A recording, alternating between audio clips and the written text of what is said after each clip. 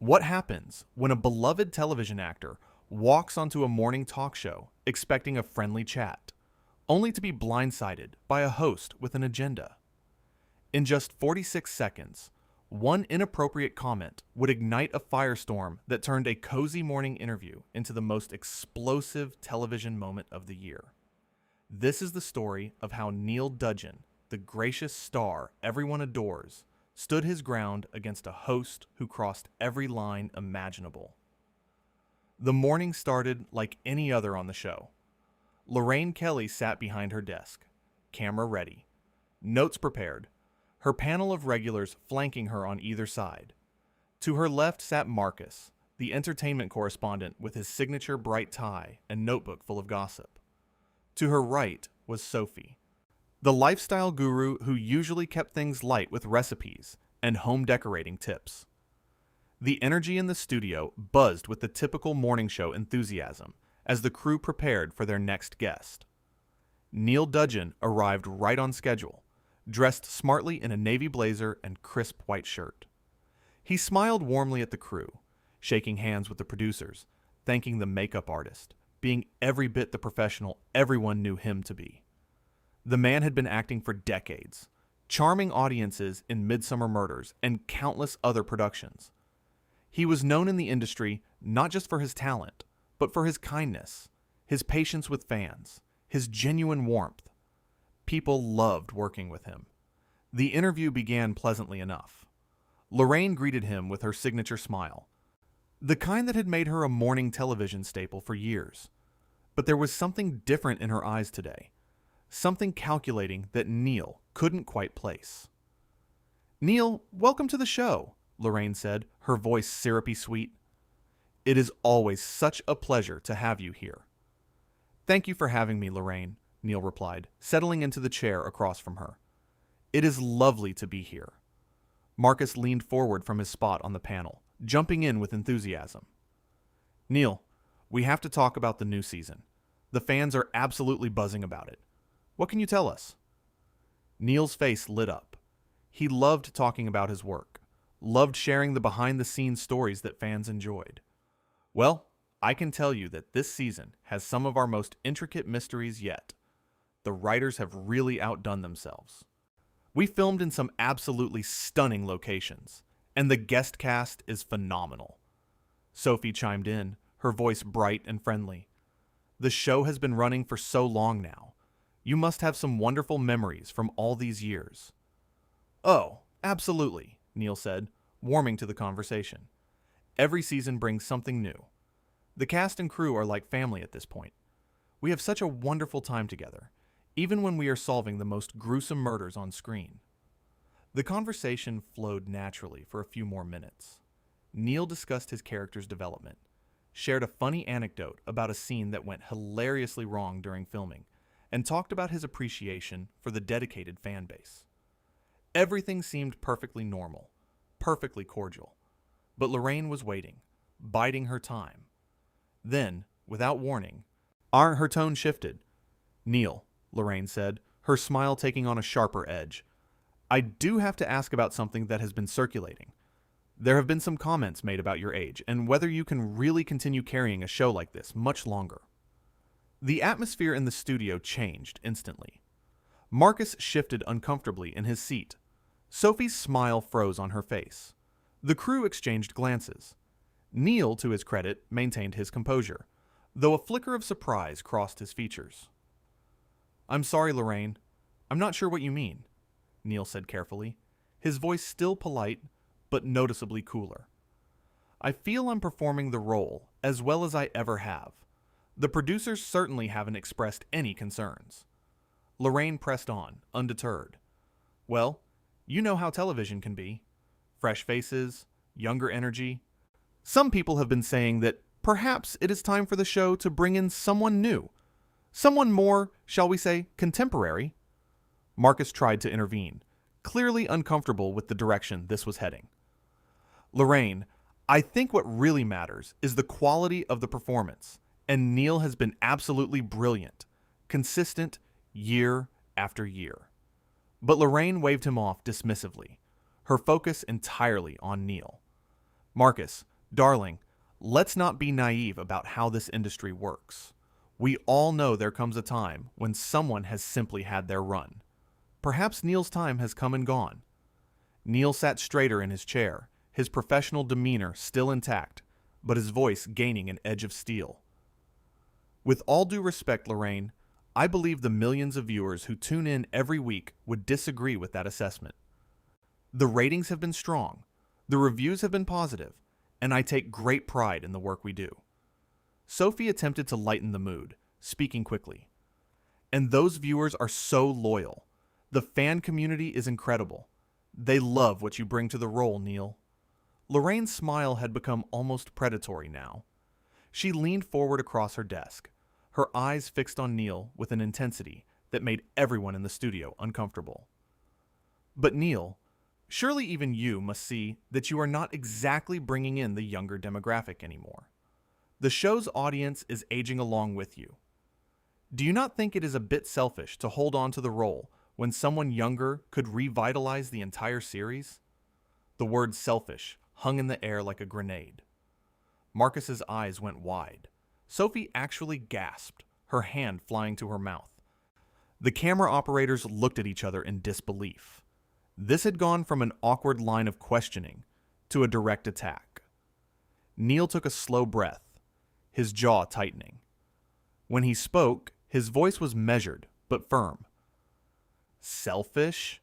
Lorraine, I am not quite sure where this hostility is coming from, but I find that characterization not only inaccurate, but frankly insulting.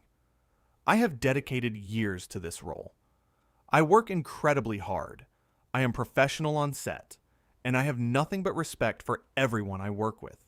To suggest that I am somehow being selfish by doing my job well is absurd. Lorraine leaned back in her chair, a smug expression settling on her face.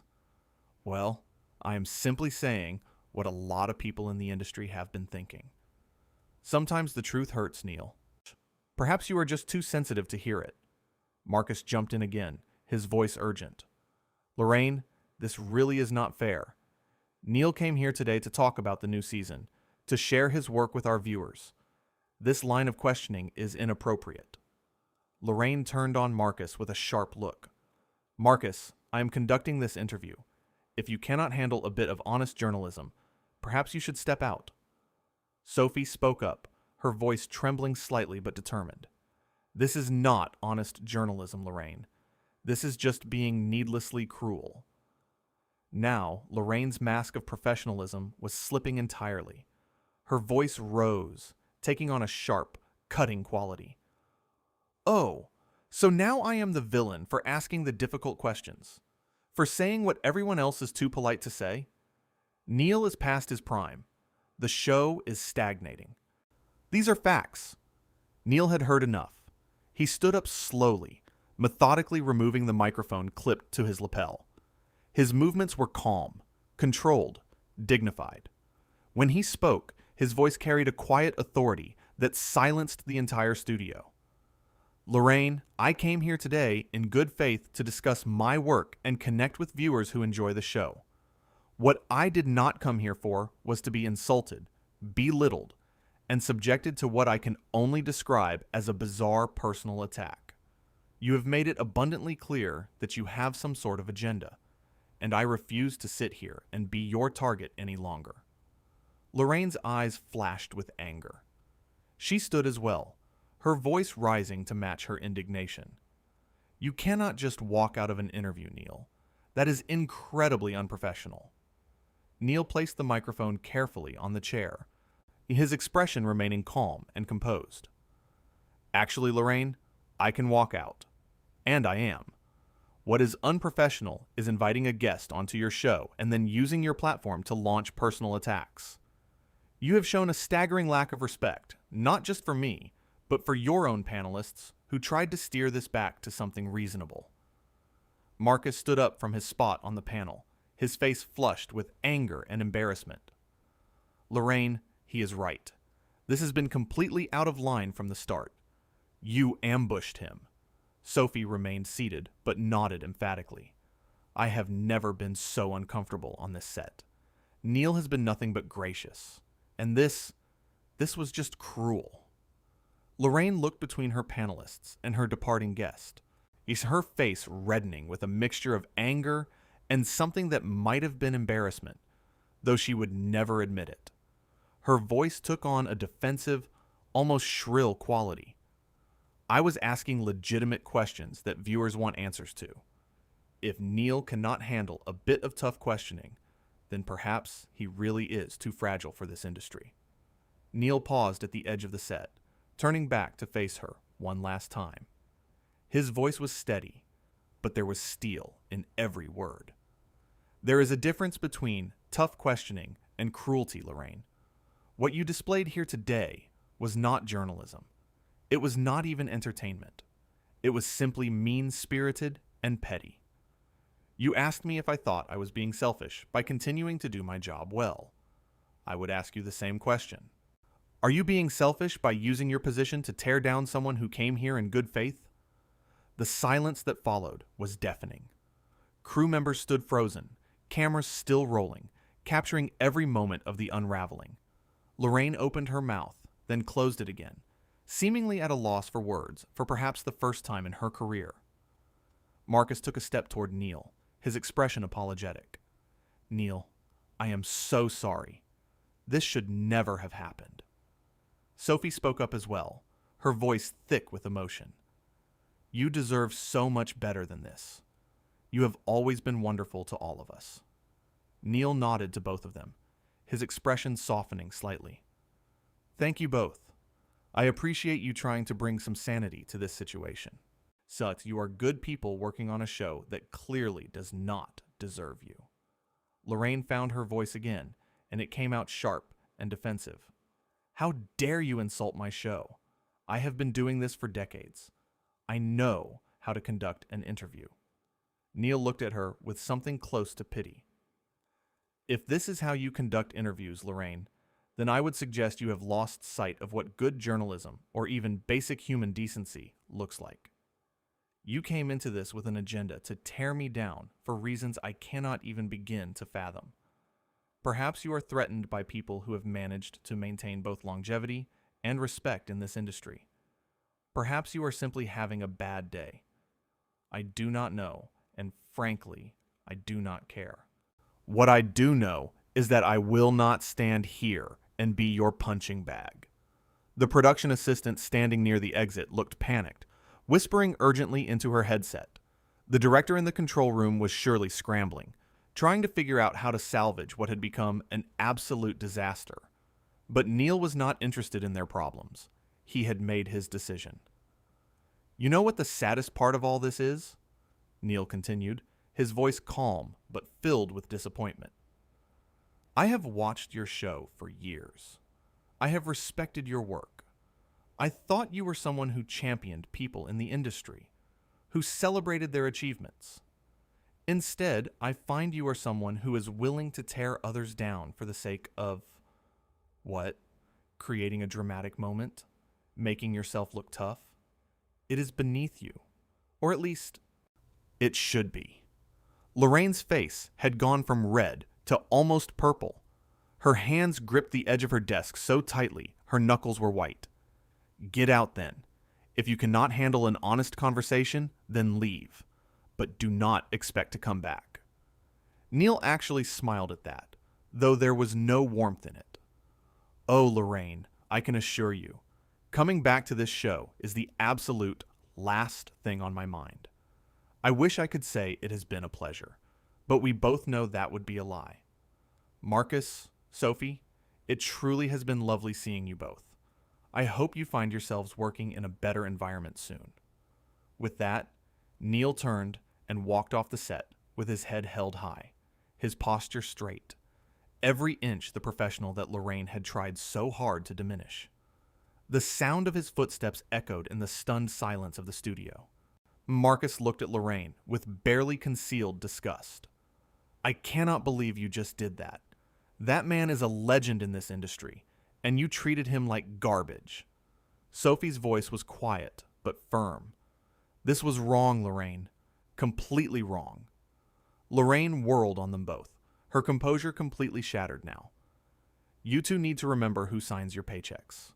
I was doing my job, asking the hard questions that needed to be asked. If neither of you can support that, then perhaps you should follow Neil out that door. Marcus stood up fully, grabbing his notes from the panel desk. You know what, Lorraine? Maybe I will, because what happened here today was not journalism. It was bullying, plain and simple, and I want no part of it. Sophie remained in her seat, but her expression was one of deep disapproval. We are supposed to be celebrating people's work here, Lorraine, not tearing them apart for sport. The director's voice crackled over the studio speakers, sounding stressed and urgent. We need to go to commercial. Now. Lorraine stood at her desk, breathing heavily. Her perfect morning show facade completely destroyed. Around her, the studio buzzed with whispered conversations, crew members shaking their heads, the atmosphere thick with shock and disapproval. As the commercial break began, one of the producers rushed onto the set, her face pale with panic. Lorraine, what on earth was that? We've already gotten 3 calls from upstairs. This is going to be everywhere. Lorraine waved her off dismissively, though her hand was shaking. It will blow over. People love drama. This will boost our ratings. Marcus, still standing at the edge of the set with his notes in hand, shook his head in disbelief. You really do not get it, do you? This is not going to blow over. You attacked a beloved actor on live television for no reason. You made yourself look petty and cruel, and you have lost any credibility you might have had as an interviewer who respects her guests. The producer nodded frantically. Marcus is right. The phones are ringing off the hook. Social media is exploding. And none of it is good, Lorraine. People are furious. Sophie finally stood up from the panel, removing her own microphone. Her voice was sad, but resolute. I have been on this show for 5 years. I have never seen anything like what just happened. Neil Dudgeon is one of the kindest, most professional people in this business. He came here to share his work, and you ambushed him with personal attacks disguised as questions. That was not journalism, Lorraine. That was just mean. Lorraine's eyes flashed dangerously. So, you are turning on me too? After everything I have done for your career? Sophie met her gaze steadily. You did not do anything for my career that I did not earn myself. And right now, I am deeply ashamed to be associated with what happened here today. You owe Neil an apology. You owe all of us an apology. But somehow, I do not think you are capable of that kind of self-reflection. The commercial break was nearly over. The director's voice came through again, more urgent this time. We are back in 30 seconds. Lorraine, you need to address this somehow. We cannot just pretend it did not happen. Lorraine straightened her jacket, trying to compose herself. But the damage was done. Her hair was slightly disheveled from her earlier agitation. Her makeup could not hide the flush that still colored her cheeks, and her eyes held a wildness that betrayed her lack of control over the situation. Marcus placed his notes back on the panel desk, but his body language made it clear he did not want to be there. If you try to spin this as Neil being unprofessional, I will contradict you on air. What happened was crystal clear to everyone watching. The countdown began. 10 seconds. 9, 8. Sophie retook her seat reluctantly, her expression making it abundantly clear that she was only staying out of professional obligation, not loyalty to the host. 7, 6, 5. Lorraine sat back down at her desk, trying to school her features into something resembling calm professionalism. But her hands were still trembling slightly as she shuffled her papers. 4, 3, 2. The red light on the camera blinked on. They were live again. Lorraine looked directly into the camera, her smile forced and brittle. Welcome back. As you just witnessed, our interview with Neil Dudgeon took an unexpected turn. Neil chose to leave the interview, and that is his right. However, I stand by my questions. Sometimes we have to ask the difficult things that others are afraid to address. Marcus could not stay silent. His voice cut through her justification like a knife. Lorraine, with all due respect, those were not difficult questions. They were personal attacks. There is a significant difference between challenging journalism and what happened here today. Lorraine's smile froze. On live television, with cameras rolling and viewers watching, her panelist had just openly contradicted her. Her voice took on a strained quality as she tried to maintain control. Marcus, I think we can agree to disagree on interview techniques. No, actually we cannot, Marcus replied firmly. Neil Dudgeon is a respected professional who has been nothing but gracious throughout his entire career. He came here expecting a normal interview about his work, and instead, he was subjected to what can only be described as a personal attack. The viewers deserve to know that what they witnessed was not standard practice for this show, or at least, it should not be. Sophie nodded, finding her voice as well. I have to agree with Marcus. I have been deeply uncomfortable throughout that entire segment. Neil handled himself with remarkable grace under circumstances that were frankly hostile. He had every right to leave, and honestly, I do not blame him one bit. The viewers at home were watching Lorraine's carefully constructed authority crumble in real time. Her face had gone from flushed to pale, her eyes darting between her rebellious panelists and the unblinking camera lens. She tried to laugh it off, but the sound came out forced and hollow. Well, it seems my panel has very strong feelings about this. I suppose that is what makes for interesting television. Marcus shook his head. This is not about interesting television, Lorraine. This is about basic respect and human decency. Those are not negotiable, no matter what the format. The producer in the control room was frantically signaling to go to another segment, to cut away from the disaster unfolding on screen. The director's voice came through Lorraine's earpiece, but she seemed paralyzed, unable to transition smoothly out of the chaos she had created. Sophie continued, her voice steady despite the unprecedented nature of what was happening. For anyone watching at home who might be concerned, I want to assure you that Neil Dudgeon is an absolute professional. He has brought joy to millions of viewers for years. What happened today does not reflect on him in any way. If anything, his decision to stand up for himself and walk away with dignity shows exactly the kind of person he is. Someone with principles who will not tolerate being disrespected, regardless of the platform. Lorraine finally found her voice again, though it was tight with barely controlled anger. I think we have spent quite enough time on this. Let us move on to our next segment. But the damage was irreversible. Marcus and Sophie had made their positions crystal clear. The crew had witnessed everything. The viewers had seen the whole ugly incident unfold from start to finish. And Neil Dudgeon had walked away with his dignity intact, leaving Lorraine to face the wreckage of her own making. Behind the scenes, in the green room where guests waited before their appearances, staff members were already talking in hushed, shocked tones. One of the assistants who had greeted Neil earlier that morning stood with tears in her eyes. He was so nice when he arrived, she said to her colleague. He thanked everyone, asked about our days, was just genuinely kind. And then, to watch him be treated like that on air, it was horrible. Her colleague nodded grimly. I have worked on this show for 3 years. I have never seen anything like that. Lorraine has always been tough in interviews, but this was something else entirely. This was personal, and completely uncalled for. In the control room, the director was on the phone with network executives, his voice stressed and apologetic. The show's social media manager sat at her computer, staring in horror at the flood of comments pouring in.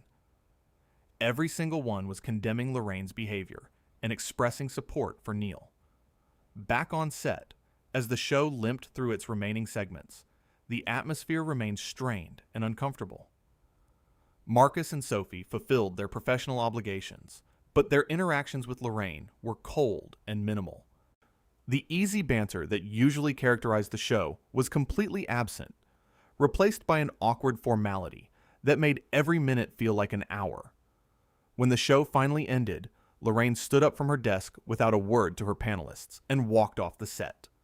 Marcus and Sophie exchanged glances, then followed at a distance. The crew began breaking down equipment in silence, the usual cheerful chatter replaced by subdued murmurs. Meanwhile, Neil Dudgeon had already left the building. He walked out into the morning sunshine, took a deep breath, and felt a weight lift from his shoulders. Yes, the interview had been a disaster. Yes, Lorraine Kelly had shown herself to be someone completely different from the persona she presented on television. But Neil had stood his ground. He had refused to be diminished. She refused to accept treatment that was fundamentally disrespectful. He thought about calling his agent, letting them know what had happened. But he decided it could wait. Right now, he just wanted to get home, perhaps call his family, and remind himself that his worth was not determined by how one bitter television host chose to treat him. What Neil could not see, but what was already beginning to happen all across the country and beyond, was a groundswell of support. Viewers who had watched the interview were taking to social media in droves, expressing their outrage at Lorraine's behavior and their admiration for Neil's dignified exit. Fellow actors and industry professionals were speaking out, sharing their own positive experiences, working with Neil, and condemning the ambush-style interview. The story of what happened on Lorraine Kelly's show that morning would become legendary in television circles. Not because of the host's behavior, which would be universally condemned, but because of how Neil Dudgeon handled it, with grace, with dignity, with a clear sense of his own worth that no amount of hostility could shake. He had come to the show as a guest. He had left as a hero. And Lorraine Kelly, in her attempt to create a dramatic moment, had succeeded only in revealing her own shortcomings while highlighting everything that made Neil Dudgeon beloved by fans and respected by colleagues. In 46 seconds, one inappropriate comment had set off a chain reaction. But it was not Neil who had fallen.